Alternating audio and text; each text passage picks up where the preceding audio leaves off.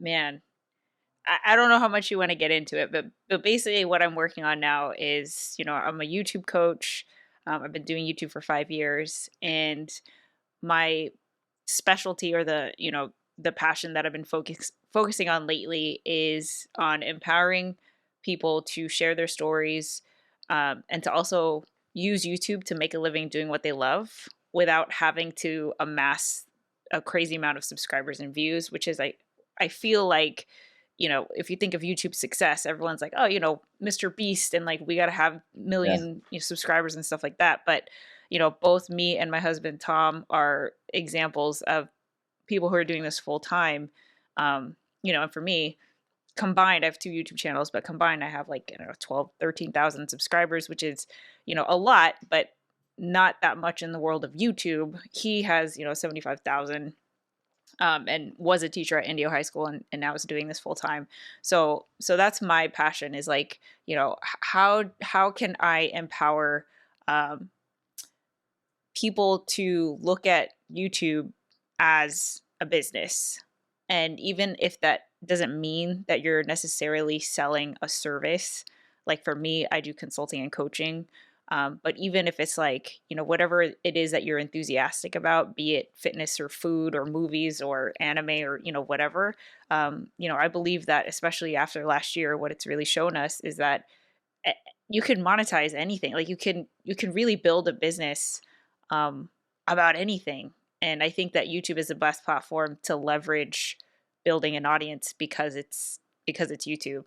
And of course, I like Instagram because it allows me to connect, with you. And Instantly. yeah, it's like it feels like a person, but because this YouTube is a search engine, you're going to be able to reach people that will never be in Indio.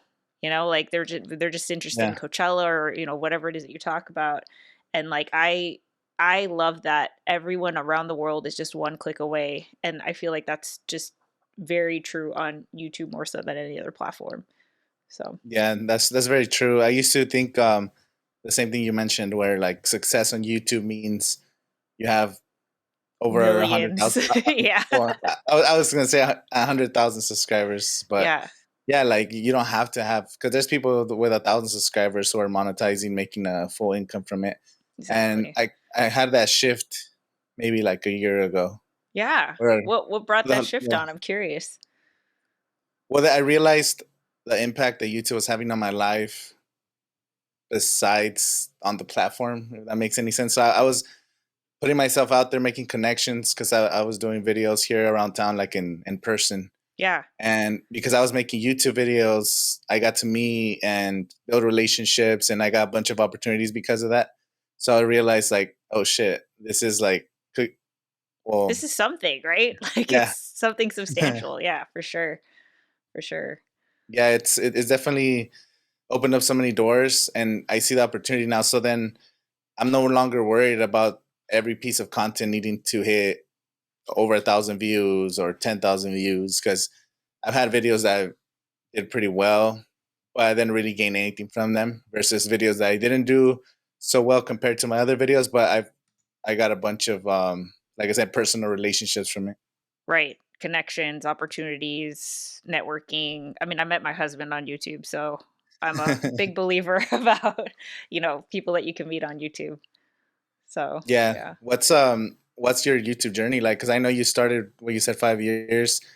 I remember I saw your the first time I saw your channel was, I want to say, late 2018, early 2019. I don't remember exactly, but I was looking up videos of people making content in the Coachella Valley. I think I looked up like Coachella Valley on YouTube or something like that. Yeah. And I was just, I started watching a bunch of people's videos, and then I came across your channel. Um, and I remember your video stood out because you were using a drone. You were like in the desert. I don't remember the content or what it was, but Yeah, yeah, yeah. you were like on a hike or something. And I was like, oh, what? Like, this is good quality. Like, who is this person? So that's like the first Yeah. time I ever came across your channel. So, my journey starts 5 years ago, April 2016. I had a 10-year career in marketing, and I basically became like super obsessed with this idea of educating and empowering people to utilize digital media to achieve meaningful goals. And it basically came out of, I was working at a private school for middle school and high school kids. And because I was in marketing, I was always on my phone, my laptop, YouTube, Facebook, you know, social media, digital media, stuff like that. But because I was working at a school, and especially 5 years ago, the narrative was that the internet was dangerous, get off your phones, you know,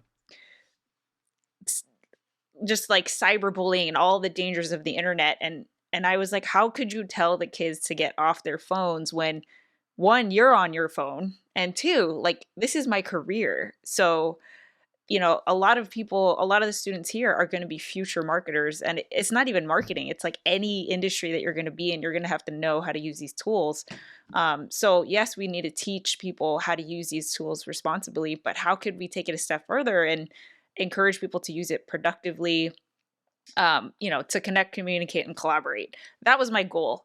I had no idea how to start a business. Like, I can't even explain to you. I was pre-med, you know, parents immigrated here with the intention of me becoming a doctor. So, you know, Yeah. they're not entrepreneurs. I'm not an entrepreneur. I didn't know any, just zero business sense, and like didn't have connections, no friends that were, um, you know, doing business. Like everyone, I was, I think 30 at the time. So everyone was like getting married, having kids, getting promoted, buying houses, like doing the whole path. And I was just like, peace out, marketing career. I'm going to go figure out this YouTube thing.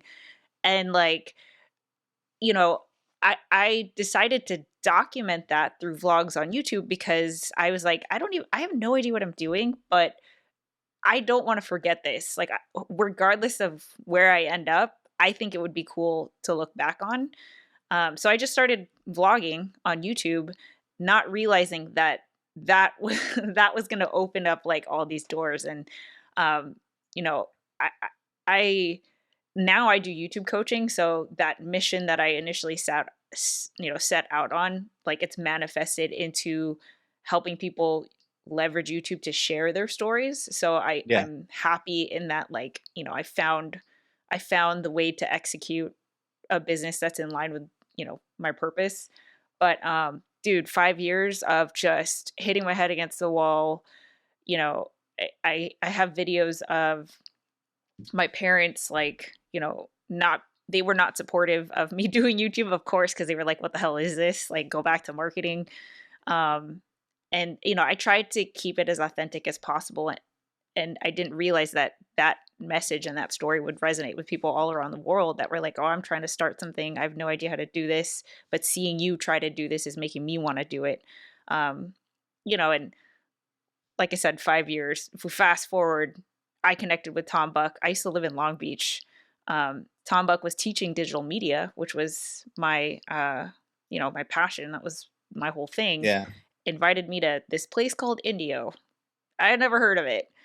And I came over and I checked out his school. You know, we fell in love, got married. And so I moved here to the Coachella Valley. And, you know, I'm happy to be here. It's an awesome place. But yeah, I just kind of tried to figure out like how to do what I was doing in the Coachella Valley, because it's not as digital media centered as Long Beach. Like, there aren't that many content creators in the Coachella Valley. So I was just like, oh, I'll just kind of tell people, you know, tell my YouTube channel about this new place that I moved to.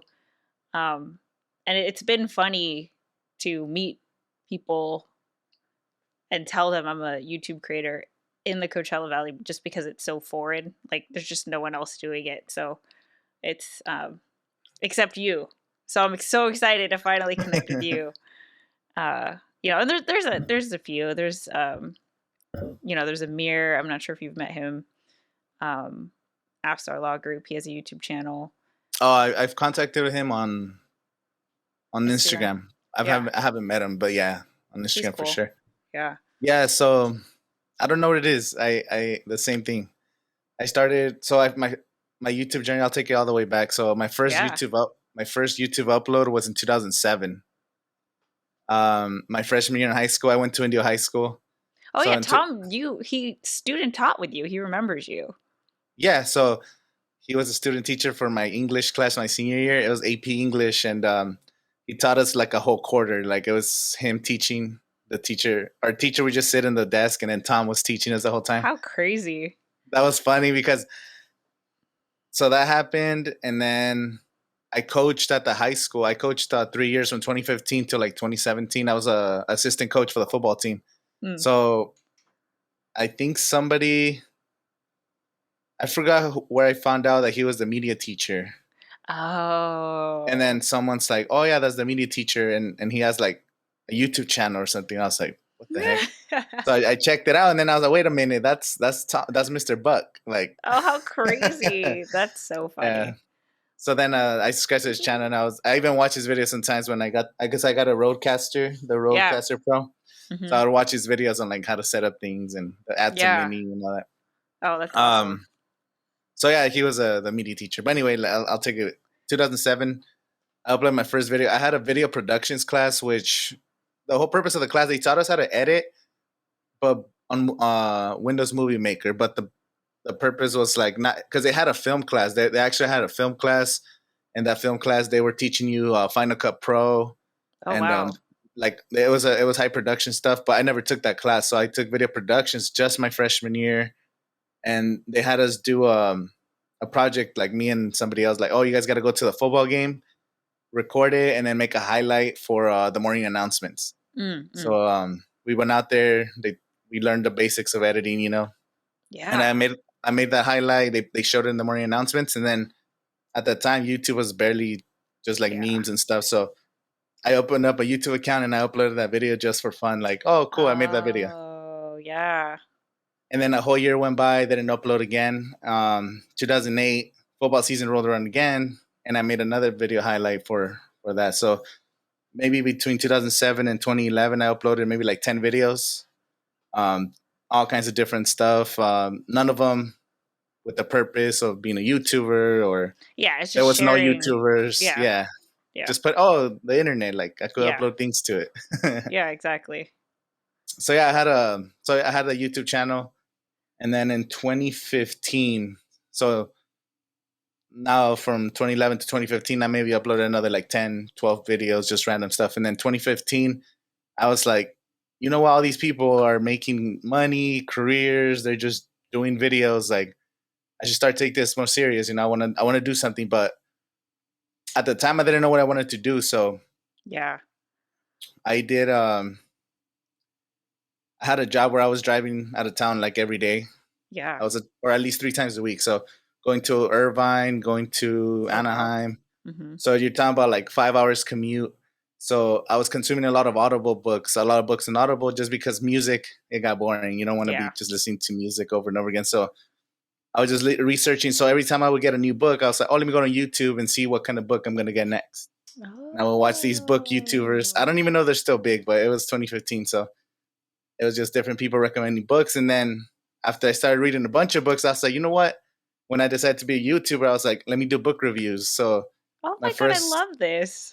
like the first 10, 15 videos after that was like book reviews. So it was me and my friend Ryan. He actually, he never read the books. So he was there for comedy. Right, right. So we would do these like outrageous intros where we pretend to do drugs. But it had nothing related to the book. It was just like us trying to be funny, but also Right. doing a book review. Like it made no sense. I love it. So a lot of these videos are private because he got a corporate job. He didn't want to be seen doing all these Right. things. So I have them. They're unlisted. They still live there, but they're unlisted. Yeah.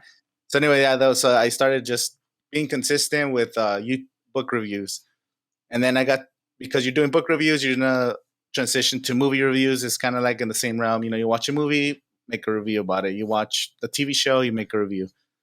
Then I have a very addictive personality as well, so I started collecting. Well, I had books and I had movies. I had a Blu-ray collection, Yeah. so I started doing movie stuff, Blu-ray collection stuff. Like I said, I was just changing. Then for a while, I did UFC not like first reaction type videos. Um, and then of course I was going to Coachella every year. So Coachella, that was just something I did. So I never thought I was gonna be making content like that. Then in 2018, I had a Coachella video, like 10 tips to go to Coachella, and then that video got like 10,000 views, and I was Popped. like, wow, that's Yeah. crazy.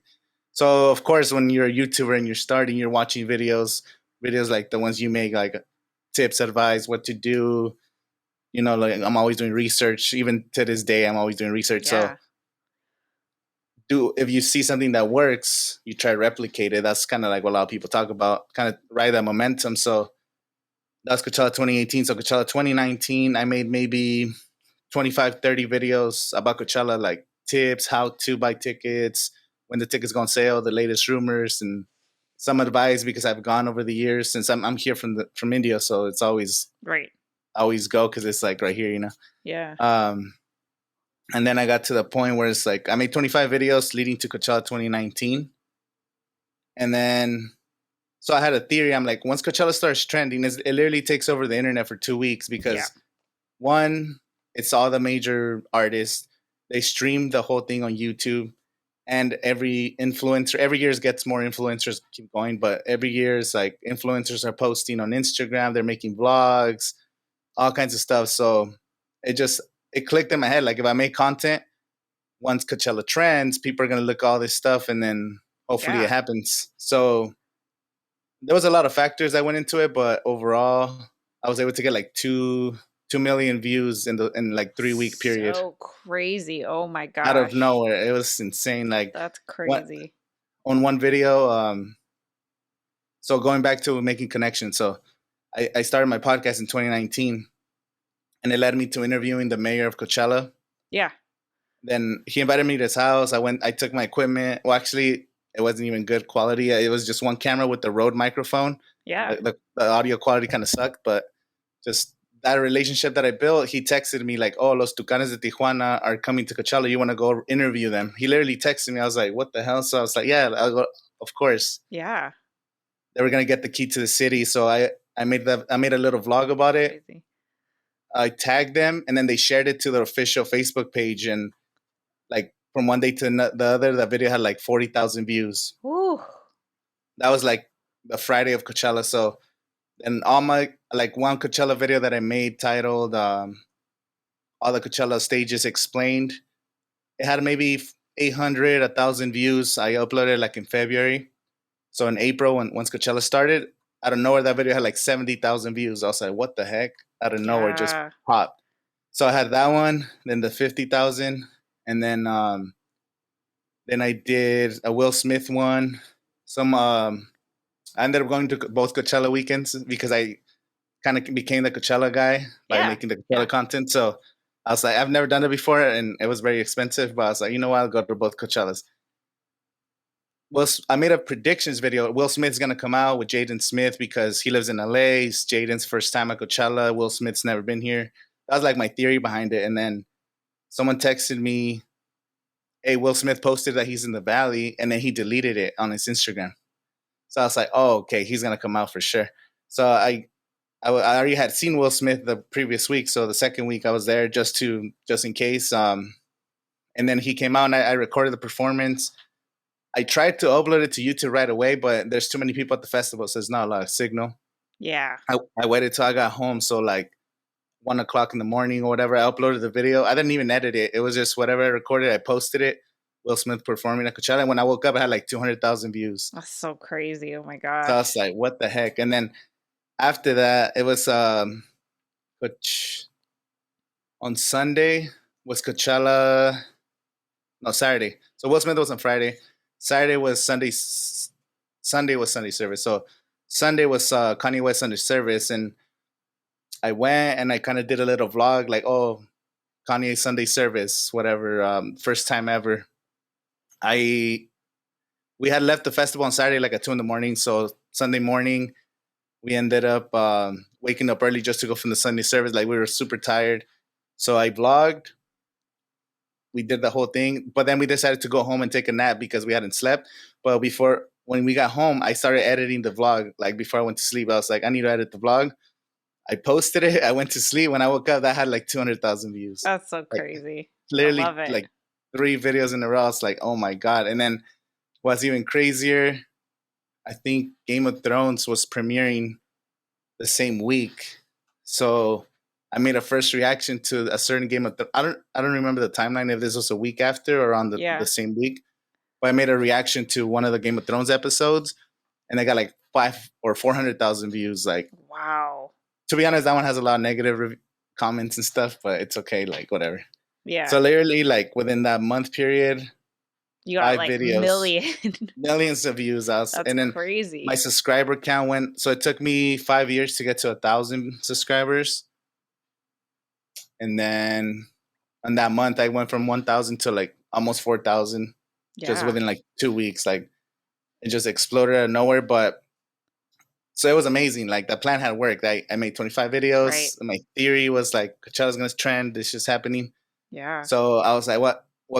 The months after that, I tried doing some, like, I did like a 30-day vlog challenge, certain other videos, because you can't make Coachella content year round. It's hard. I Yeah. tried it, but you just, I don't know. There's no interest. There's no Right. volume. Hmm. There's no news. So you're just trying to come up with video ideas.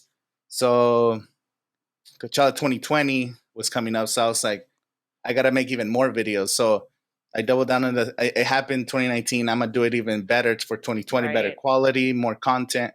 I already have, like, I guess, some videos that people already know me for those videos. Like, a bunch of people recognize me in the festival. It's pretty cool. Yeah. Probably like 30, 40 people randomly just walking. Oh, I seen your videos. Oh, thanks for the Yeah. tips. And it was super cool. I actually felt like a YouTuber at the time. I love it. But yeah, so 2020, I was like, okay, I'm gonna make like, I made like 50 videos in the whole year about Coachella. And January was cool. February, like, the numbers started coming up because it started trending. Starts in two Right. months, and then March 2020 happened. So Damn. like my everything just went down, and then I had like a break. So 2020, I didn't really upload a lot of videos. I maybe uploaded like 12 videos. I don't know how many videos, but I just felt, well, one, I put myself in a box. Like, I was only making Coachella. People only care about the Coachella content, and also 2020 was happening. So I felt like, why make content right now? Like, it just felt Yeah. wrong. Yeah. We had I that feel too. guilty, but Yeah. also looking back, I should have just made content. But during that time, because it was uncertainty and we didn't know what was happening, it was like, why do people care about me making a video right now when Yeah. this, like, the I get world's it. ending? Yeah. So 2020 was just throw that in the garbage. Yeah. And then this year, so the only thing that happened at the end of 2020, this studio, my friend Eric, well, you know Eric. Yeah. Yeah, you know Eric. Yeah. Yeah, so I had told him I was looking to get a studio. I was already like about to get a lease. And then he told me, he's like, oh no, I got this spot for you. I'm opening this food park. We checked out the Oh. studio. It was awesome. So I was like, okay, cool. Like, I built a relationship through YouTube thanks to Eric as well. Like, I went to do a vlog at his first ever CV food truck event. Yes. I I remember I was vlogged it. watching those. Yeah. I vlogged, and he was pitching that video to other cities when he's like, oh, like, this is what I'm trying to bring to the city community. So he was showing my YouTube video. So he was like thankful that I made the video. He was able to promote it. And we just became friends after that. So yeah, he offered me, he's like, hey, you should do a spot right here. It's a room if you want it, whatever. So that was late 2020. So then it took me a while to get everything here. It's a process. So 2021, I decided to, once I had the studio, to do more podcasts because of the whole content distribution. You could make a long form. Yeah. You could chop that down to smaller videos, Hmm. TikToks, Reels, kind of the whole chain, Twitter. Yeah. So I want to focus on podcasting, and it's fun. I like to talk to people, and like I said, most of my biggest wins on YouTube come from the relationships that I built through having conversations like this, other content creators, because you relate. It's hard to relate to other people that don't make videos, that don't create Oh, content. totally. Yeah. It's just something there. So yeah, so 2021, even my content still, like, Coachella got canceled again. So kind of going back to that. So even then, Coachella got canceled. And then this year, I started just trying different stuff, not really consistent on my main YouTube channel, but I started to branch out to my podcast YouTube channel the last 2 months. Yeah. separating it from my main channel because I feel like it's better. I want to build this channel. It has 4,000 subscribers. I don't have a lot of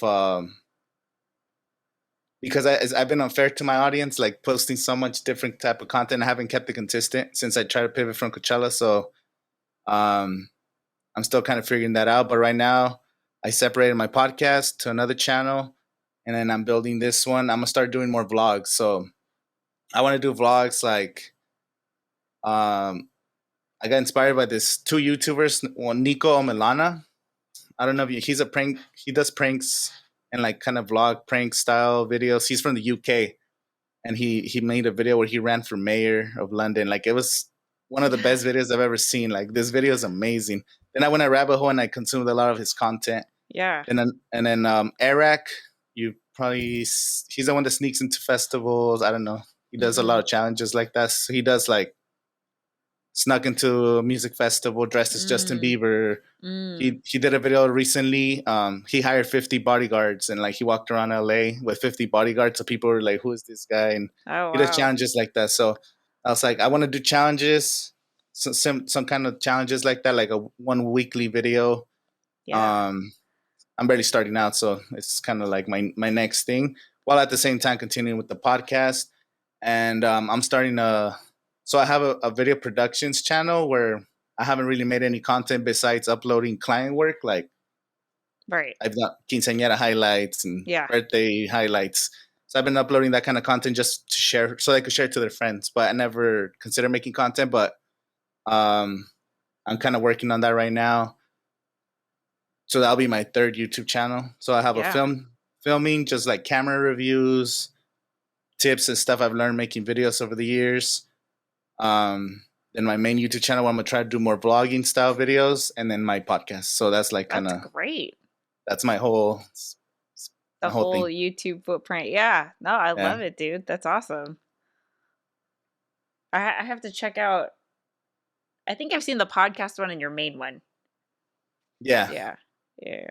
That's The other cool. one, it's Estoy Filming. I just started that company. I've been doing videos for a long time. So because of doing YouTube videos and learning how to edit and doing all these things, I learned how to just edit better Yeah, equipment.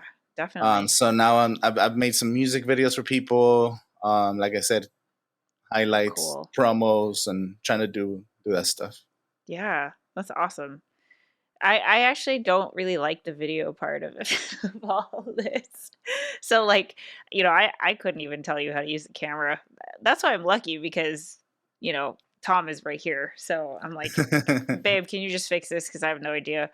Um, I obviously I like YouTube videos, but yeah, I could never do it professionally and stuff. Like like when before the stream started, you were like, yeah, change the ISO. Like I wouldn't even know how to do that. Like I'm auto everything, but that's Hey, awesome. there's nothing wrong with auto. Yeah. The Yeah. cameras today are so good. Yeah. I use auto all the time too. So How do you I've feel done about live streaming? live streaming. I like it. I've done maybe like 5, 10 episodes where we're doing it live. I just don't like that you lose quality, but then I haven't really tried it enough times for me to actually practice it, to be honest. Yeah. I feel like you'd be good, dude. Live streaming? Yeah. Yeah, Like, because it's like you could do the same thing that you're doing, the distribution. So that's what I do. So I have a podcast that's a video, but I live stream it. So if you want to ask a question, right? Like basically it allows the audience to be able to ask questions in real time mhm. versus just watching the replay. Because say we were doing this live, like someone can ask like, "Oh, Angel, tell me about this," and then like I would never even think of that question, but then someone watching, you know, might have that question. It's tricky though Create some because more you have to, engaging. yeah, like obviously it has to. It's the timing that makes it tricky because you have to. It's better to schedule your live streams in advance, and then you have to like coordinate with the other person and stuff like that. But um, yeah, I feel like you'd be good for it. Just saying. I know you're already doing 1,000 things, but Yeah, that's one of my biggest issues is I'm over the place. Yeah, I'm there's a lot. constantly changing. So Yeah, um, I'm trying to kind of I still want to do because a lot of my subscribers are for Coachella content. So whenever Coachella is trending or doing something, I do want to make update videos regarding Coachella. But for the most part, I'm trying to branch out of it. You know, just reach different audiences yeah, and so my goal now is to make every video that's going on my main channel because I no longer feel like I need to upload. I used to have this like I just need to put out a video. I need to no matter what, even if it's not the best quality or whatever, I just need to upload something.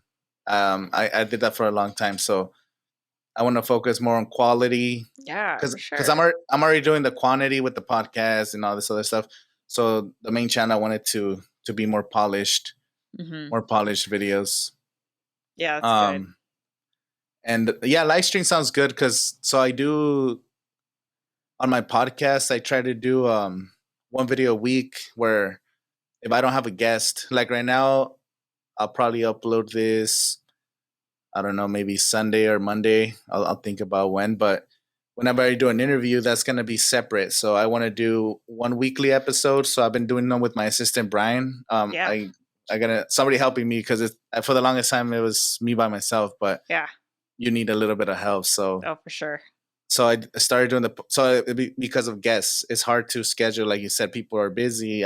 We all try to do different things. So whenever I don't have a guest, I was like, I need to stay consistent with the content. So we're doing a weekly episode, trending topics, things that we want to talk about. We Yeah, just sit down for an hour and do a podcast. And on top of that, then I'll have the interviews whenever we're able to connect with people. yeah. I mean, I don't think there's. I know you're not focused on like local content, but there's like no one local doing it. So, I mean, I obviously I'm local, but my people aren't.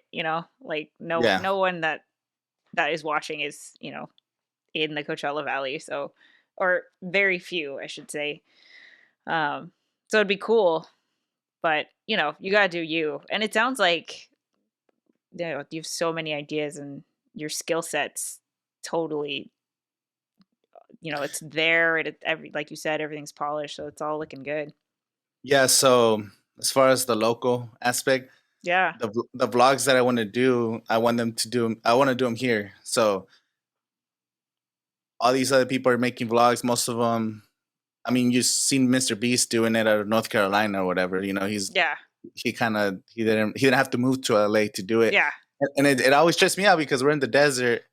We're only 2 hours from LA, and we have the amazing mountains and I the mean, this is windmills, literally Palm where people want to Springs. be. Yeah, exactly. And there isn't anyone doing it, which is, you know, I miss vlogging, but I it's just not it's not like my passion. It's like, oh, if I just want to like do something fun, I don't think I could do it like long term.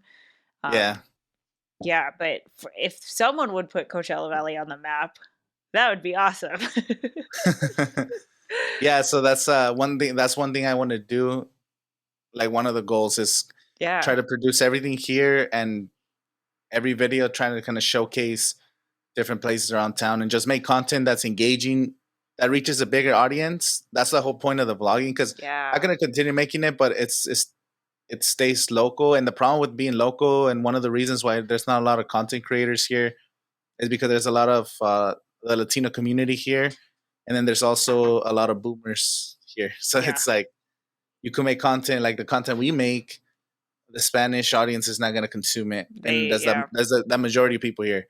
Yep. And some of the content we make, a lot of the boomers might not consume it because they don't even go. It's not They're on relevant. Facebook Or still. they're not. Yeah, exactly. So it's Yeah. like this whole Coachella Valley is divided, and there's still a community here. There's a community for sure, but Yeah, and it's it's just growing. different audiences. Like Yeah. how do you reach them? So I've thought about making content in Spanish. That's another thing that I think Dude, I that would be think the that biggest. I agree. Totally. I think if you could do it, in anytime someone's like, "Oh, should I make videos that's in another language?" I say yes because it's you, you, in terms of like search and competition on YouTube, like you're dealing with a smaller pond compared to English content. So it's going to be a lot easier to rank and search and discovery and all of that. So yeah, I definitely recommend it.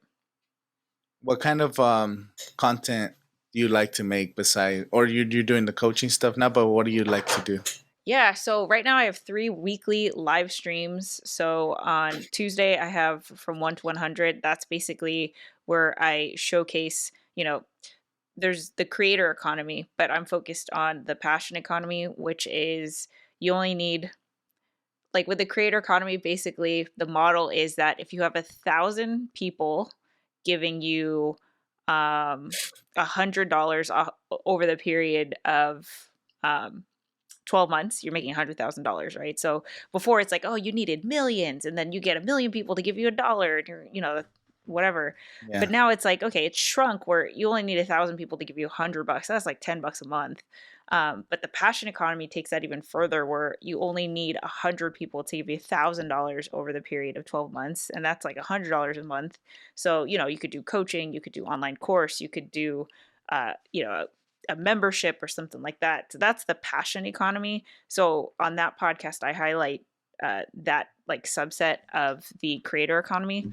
So it's basically like people who are monetizing off of their YouTube channels in the not typical, like, get a huge audience and get brand sponsorships or whatever.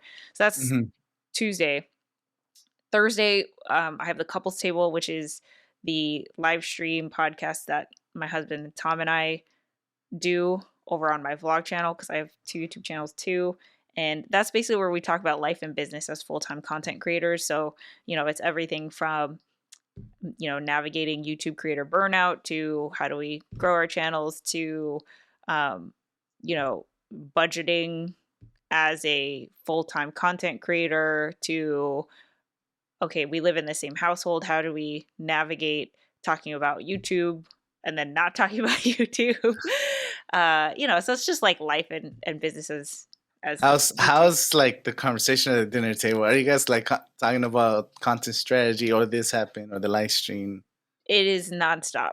That's all we talk about. So we have to tell ourselves, like, okay, today is date night. We have for 2 hours, we have to turn it off because, we do think it's important to. Luckily, we love what we do. And that's why it's so easy for us to talk about it. And, in terms of all the people and opportunities and connections, like it's all the same. We're all working with the same people. So it's very exciting and it's very easy to talk to. But, there's times where it's like, okay, let's go see like Shang-Chi and watch a movie, or let's go to the wine bar or whatever, and like just get out of the digital for a second. Just, Unplug a um, little bit, yeah. yeah, exactly. And then on Fridays, I have the YouTube Huddle Up, which is at noon. And that's basically just, it's like free group coaching. So I show up as a YouTube coach, and then anyone can tune in to ask me, uh, Q&A for YouTube stuff, channel reviews, video reviews. I do like channel audits, and I have a whole like accountability board where if people want to check in, they can like let me know what their goal is, and then next week they can tell me they hit that goal, and I give them a sticker, and we do giveaways and stuff. So all of my content right now is all positioned around empowering someone to, like, if they don't feel like they could do this, or whatever doubt is holding them back from trying YouTube. I believe that everybody has a story worth sharing, regardless of your background, your experience, your skill set, what your niche ends up being, any of that. I think that anybody can do YouTube. And so I'm just passionate about helping people, stay motivated, stay consistent, learn how to, figure it out, because it's hard. It's hard. It's like for some people it comes easy, where, okay, yeah, of course you would make a channel about this, but I've pivoted so many times because, like, I don't know. I think there's people who want to do YouTube, but it's like, I don't know what to make. I don't know what my channel would be about, and finding the balance between what you are passionate about, that you actually want to make content about, and then also what an audience would want to watch is like, it's hard to figure that out. So yeah, that's all my What's content right now. what's what do you think about a niche? What is like just your thoughts, opinions about niching down? Oh, like necessary in my opinion. Uh I think the cool part about YouTube today is that it is not too late to get started. And I think that honestly, if you started today, it would be easier. It would be so much easier than before, which people think is weird because it's like, oh, you would think that if you started earlier, you'd be the first one or there'd be less competition. But there's so many online courses, coaches, consultants. There's, endless resources on helping you learn how to do YouTube. So, first of all, there's that. And second of all, I think that what we're seeing on YouTube is that people are appreciating the the more niche content, because before there was a lot of like cred when it came to, oh yeah, that channel has 2 million subscribers.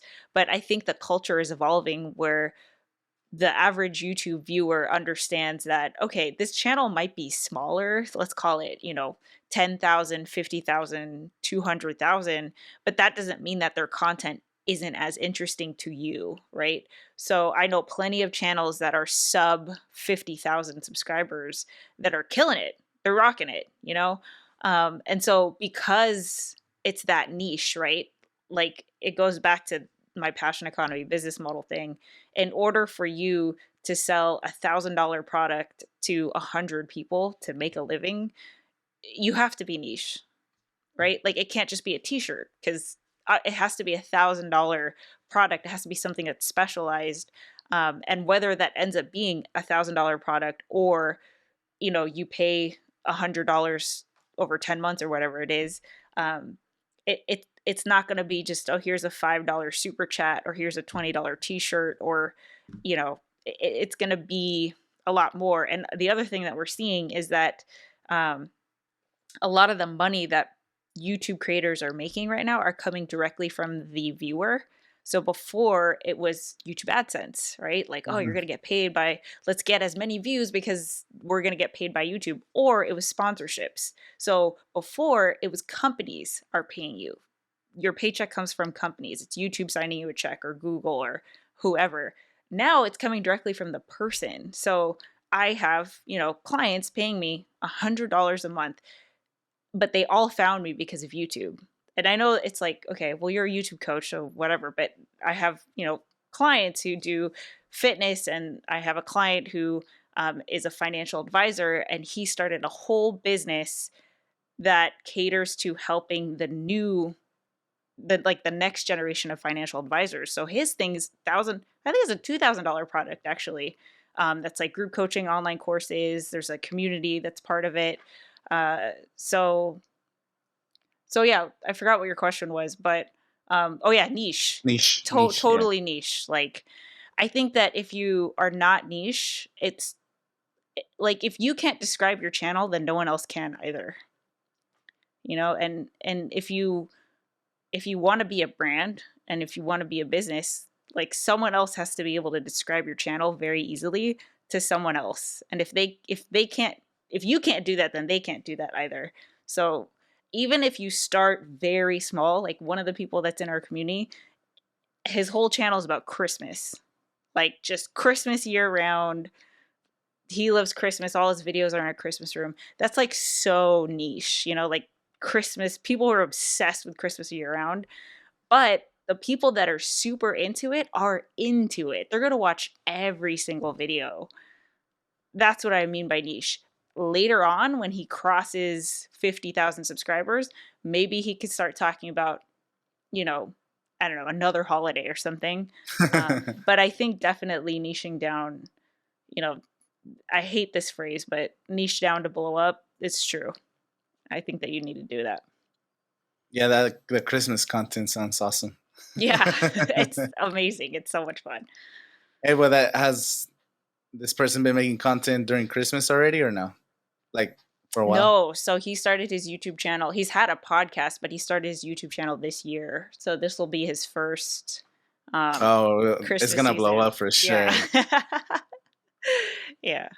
just certain searchable content. Yeah, Yeah. that's what happened. Well, my channel was surrounded about just Coachella, which is, I guess, Christmas for social Yeah. influencers. Yeah. Yeah, Coachella's all influencers, and that's another thing for the Valley is like, it's not like we live in like again, we don't live in North Dakota, bro. Like it's everybody that's an influencer comes to the Valley once a year, multiple Stuff times a year, happens. because of Palm Yeah. Springs. Yeah, like Exactly. people are here, and no one's making content here. It's just frustrating. Because a lot of the people who make content about the valley are not from the valley. And I think that's the problem because even the people who are making content in the valley are making it for the people in the valley, right? And we need people in the valley to make it for people not in the valley. And I think that's where, because like I've seen a huge YouTuber, I forgot her name, but like millions of subscribers. She recently moved here and she doesn't talk about the Coachella Valley because that's not her content. And then there's another Instagram person who she does Instagram marketing who recently moved here, and like it's so weird because all her pictures are like Palm Springs and the windmills and palm trees and stuff, but she never mentions the Coachella Valley because why would you if that's not your content? So Yeah. I get it, but it would be great if there was like there are people who are moving here who are coming to visit that are not coming to visit just for Coachella Valley, like, or I mean, not Coachella, like for Coachella, like just a random weekend. I need a staycation. Let's do a Hmm. 2-hour getaway from LA, and they want to know, like, oh, where's this? What's the stuff to do? Where's the stuff to go? Or where should I eat? Blah blah blah. There's not a lot of content about that, which surprises me. I'm Yeah, not it's saying that you need to do it, but I've thought about it yeah. basically. Yeah. Yeah, I thought about making that kind of content as well. Just because I've seen when there are a bunch of videos like you said about the valley, and they're all people. Oh, I traveled. I did a little getaway to Palm Springs, Right. and I went to these restaurants, and I went to this place, Yeah. and that is true. That is something that's missing. Somebody from here, and that's what I've been telling people. It's like it's gonna come a point where you're already seeing it now, but it's like people are gonna come in, then they're gonna make the content, but it's like why not somebody from here doing it? So yeah, that's one of the reasons when I wanted to make that kind of content, because the vlogging stuff, the big edited vlogs, but surrounding it in the valley, it's not as searchable, I guess, as like reviewing local food or whatever. But Yeah. I want that's one of the things I want to do. And then with the podcast, so that's my podcast is I try to focus for the most part people from here, so Yeah. businesses, entrepreneurs, content creators, Yeah. just people from here, give them a platform. And so far, just because I've been doing content, I've already encouraged 3 people to start their podcast, a couple Yes. to Let's be Twitch, go. and Yes. that's just from them seeing me putting myself out there. And I know my content sometimes is not the best, or I suffer from the whole niching down, like my content's all over the place, but people see that I'm still making content, I'm still putting myself Yeah, out for there. sure. And then I get DMs all the time, like, "Oh man, keep it up, man. You're doing this," or "What do you think about if I start a channel on this?" Or "I want to start a podcast." Like I get that all the time, so I know more people want to do it. So That makes me right. so happy. I'm so glad that you shared that with me because I was like, does no one it's like is it just me? Like how come there's no one else? So I'm glad. I'm glad that um one of my dreams, this is like dream big. One day, um, I would love to have a physical space. It's almost like a YouTube space in the Coachella Valley where it's almost like a studio where like if you wanted to do a live stream, a podcast, you want to make vlogs, here's all the equipment. You can rent it out, you can check out the space. There's classes on how to do editing, there's networking events like that, I don't know when that's gonna happen, but that would be a dream of mine. That's I'm glad you mentioned that, because that's what I was trying to do here in the studio. So Yeah, because of COVID, I haven't promoted it because it's it's indoors and it's a little room. right. But my goal for this was most not as much as YouTube, but for podcasting. So I have the camera set up here. Well, I have a camera on the wall. I have a camera here and a camera. This one is the one I move around a lot, but I have a podcast table.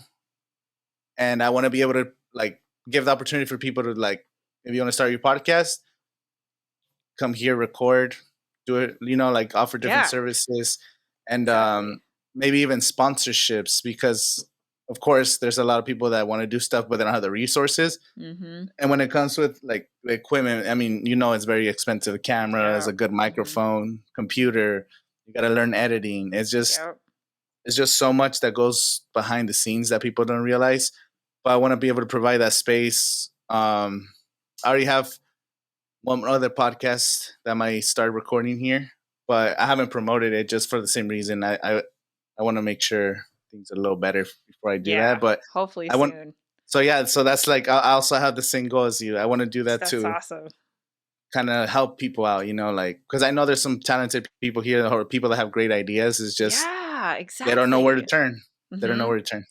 Yeah. Well, dude, if there's any way I can help some way, let me know. Yeah, for sure. We should have or like off camera. We should Yeah. definitely talk about We'll talk it. offline. Yeah, maybe we could do like I'm happy to, do like a YouTube workshop or something. Like, Yeah, we could do it um, here at the food park. They have a yeah. stage and everything. Oh, sweet. Yeah.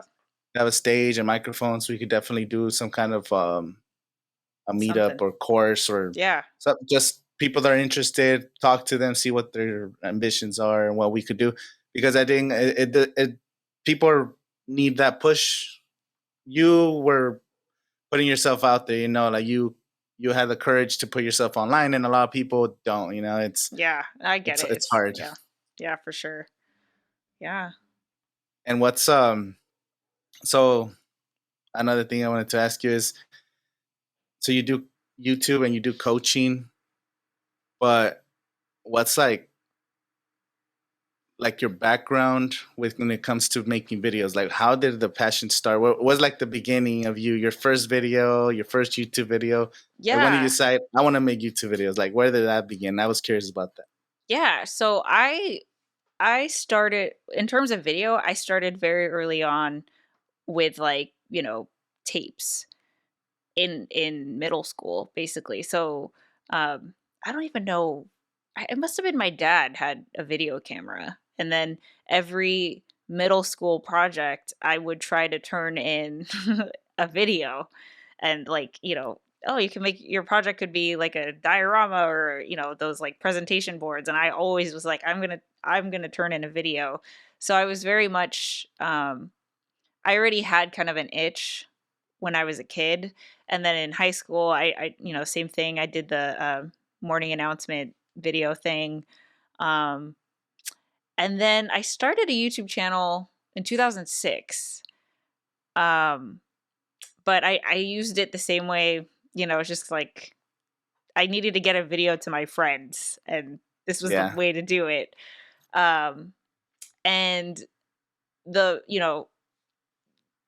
in terms of my YouTube journey today, the two people who influenced me are Gary Vaynerchuk and Casey Neistat. So I would not be doing what I am doing if not for those two guys, are my heroes.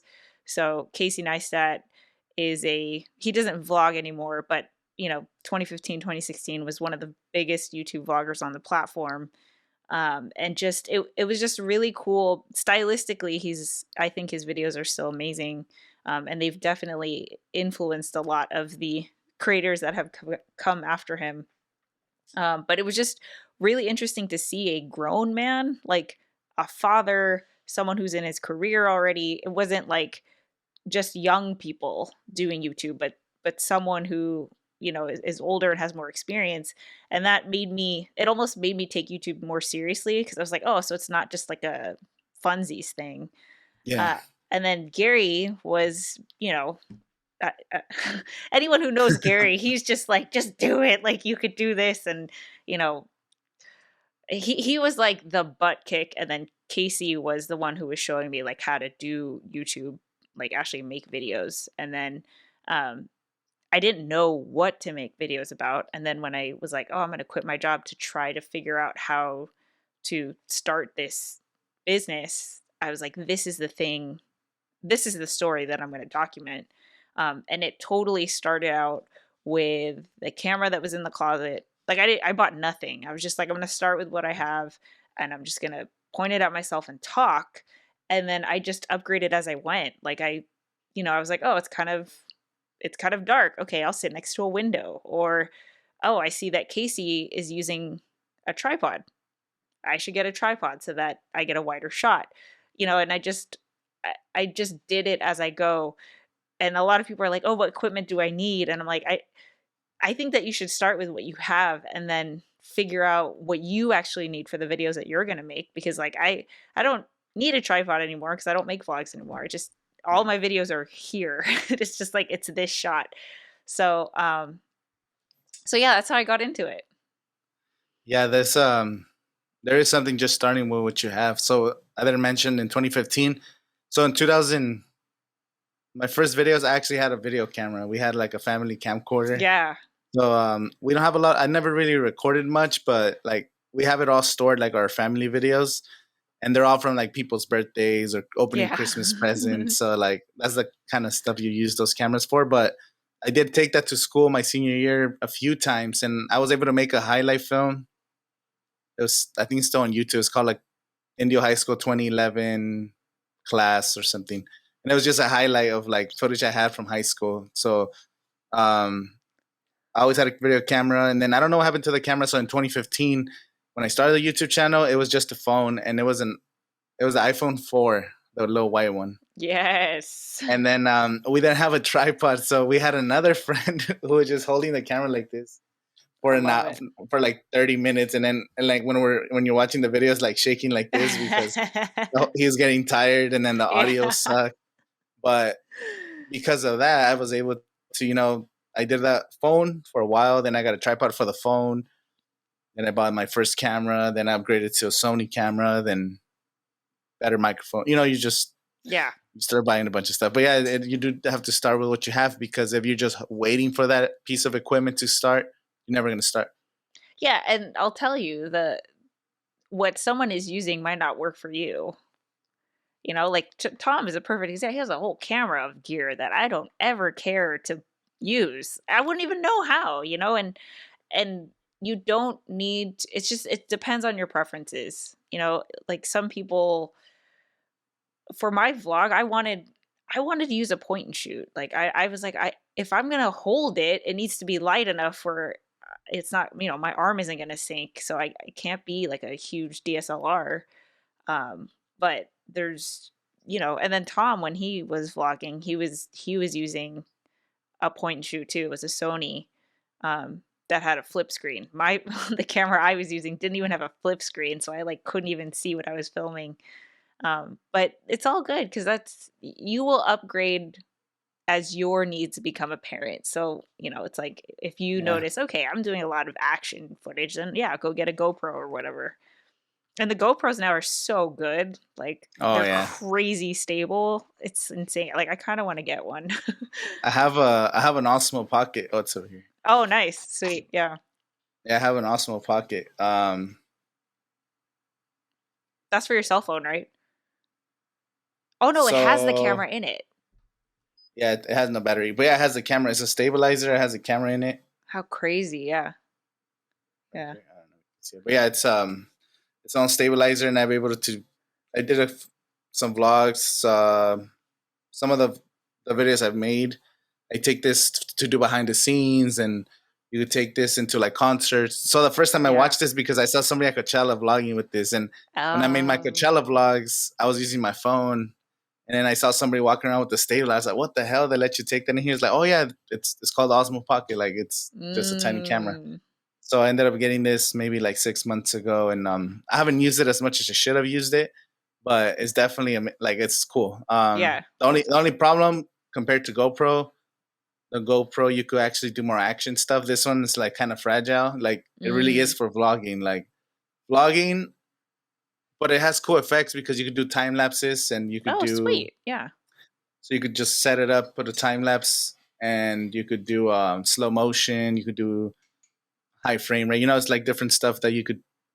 I've used this for one of those highlights that I was doing for a party. So I put it as a time lapse. I still took my Sony camera, but then the quality's so good that I was able to edit between the two cameras, Oh, and you can't wow. tell the difference. So Oh, wow. That's it's it, cool. it's really cool, and it gives you. It also has a really wide camera because it's Yeah, small, so it gives you like that wide. You don't have to be switching lenses, so it's been pretty cool. I it's like pretty it. good. Yeah, that's awesome.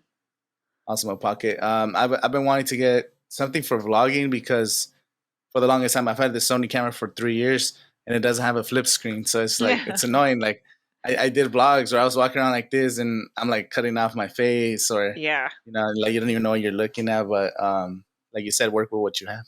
Yeah. Exactly. I just ordered a green screen today, so I'm kind of excited about that. Oh, nice. Yeah, You because gotta I make it for your well, content. because I do a lot of screen shares, like screen share tutorials.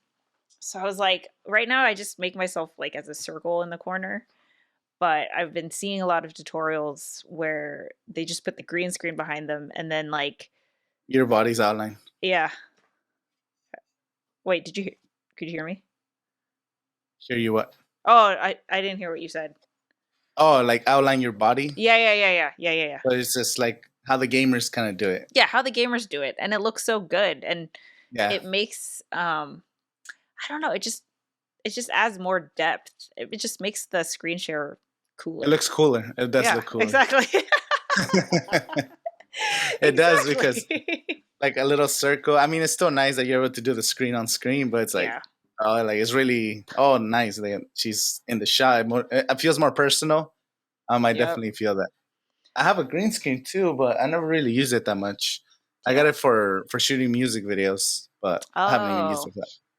I've only yeah. used it once for a photo shoot, which it was like someone wanted their logo and they wanted a photo shoot with the green screen so they could remove the background. I don't know. So Mm, I used it. That's the only time I've ever used it for a client. So mm. yeah, that's something I definitely gotta practice. I'm interested to do the live stream. You Dude, got you me should do like it, man. interested. Yeah. No, I live streaming really went bonkers last year because that's all that anyone can do. Um, and like I just think it's so cool because imagine if there was a chat right now. Like Yeah, we could interact, people could ask questions, and what's cool is that you can go into a live stream with a few bullet points, but then the viewers get to interact and participate, right? So you might be talking about something that you didn't even plan for, and that's kind of cool. That's kind of the appeal of it is like you have to be there or you miss it. yeah, So and you have the deeper connection with an audience because you're answering their questions directly. They feel cool because I feel cool when people answer my call questions you when I'm out. on the live Yeah. stream. Yeah. You That's get the I've acknowledged. I've been on a couple of your live streams with Tom, Yeah. your podcast. Hmm. I've seen a couple of them. So yeah, that's something I'm gonna start. My next one I'll do a live stream. Yeah. Are you on a Mac or a PC? Mac, Okay, cool. I need to tell you about the program I'm using because this is better what I use to quality. live stream. Yeah. Because you can Okay, pop up comments on here. I can't show you right now because I need a comment to pop up. But then you could show the comment on screen, and you can do like you could change scenes like you know this. is it Let like me see. similar to OBS? Um, shoot, I lost you. Yeah, but better. Okay, yeah. I'm not It's like even the that better good at version. using OBS. That's something I'm like using these softwares. Like, I kind of just use their basic functions. Like, Yeah. I'm There's not really also good at the production. a program called StreamYard, which it makes live streaming so easy. It's browser based. You don't have to download anything. I think you could have 10 people on a stream, and it's the same thing. Kind of this, like you just send someone a link, they join in, and everything just like auto adjusts to fit perfectly. You could pop up comments. That's usually the one I say to start with Streamyard. Um, StreamYard. yeah, and then if you want to take it to the next level and start doing like crazy overlays and stuff, then you could use what I'm using. It's called Ecamm. Ecamm. I'm gonna check it out. No, this is. I really like the quality. Definitely way better than Zoom. The Zoom quality Because is Zoom just kills the quality. Yeah. You have to pay. You Yeah, got to pay the money to get the HD version yeah. I audio. haven't. For one of the reasons why I try not to do Zoom podcast because the quality just looks bad. It's just well, it doesn't really matter as long as the content's good. But I like the connection when you're in person. There's Yeah, I know. We'll something do it in person next soon time. for sure. But yeah, well, I don't want to take up more of your time. This has been amazing. I definitely want to link up with you and do more content. So where could people find some of your content, your coaching Yeah. pages? So I have two YouTube channels. If you want to learn about how to start your YouTube channel or get your YouTube channel off the ground, you could check out youtube.com/Heather Ramirez. It's just my name. And then if you want to see my vlogs or the couples table, which is the podcast about the life and business of full-time content creators, you could check that out at youtube.com/Heather Just Create. YouTube. Okay, I'll put the links in the description. And thank you for making this happen. And Yeah. definitely want to be work. I've been wanting to do something like I know, man. collaboration Well, I since feel like I already 2019. know you. Yeah. Well, I'm sure we'll do a lot more. Um, I'm sure we'll do many more coming soon. Yeah, and Yeah. whatever you need help with or want to do a workshop and anything, like let's Yeah, we'll definitely work talk on that. for sure. Well, thanks so Okay. much for. Hey, actually, I have a question for you. Yeah. How do you say your Instagram handle? It's wormiful. Wormiful. Okay, Yeah. got it. So it's like I'm not beautiful, I'm wormiful. I'm wormiful. So it's warm and beautiful combined. It's stupid, but that's Because when I talk about you, I'm like, yeah, wormiful. I talked it to does. I saw Oscar and he was like, "Oh no, Angel, Angel." I was like, "Yeah, wormiful." That's someone gave me that nickname freshman year in high school, Got it, and it and stuck. my YouTube channel I made it as that name in Got it. 2007. And then when an Instagram came out 2011 or 12, I don't remember what year, I made it same. So I know it's bad for branding and it's terrible and it's stupid, but it's like I've used it for so long. I feel bad changing it. I don't know. No, I don't think it's bad at all. I just wanted to make sure I was saying it right. Yeah, just I get that a lot. It just doesn't make any sense. Well, thanks, man. I appreciate it. Thanks for having me. Yeah. And we'll talk soon.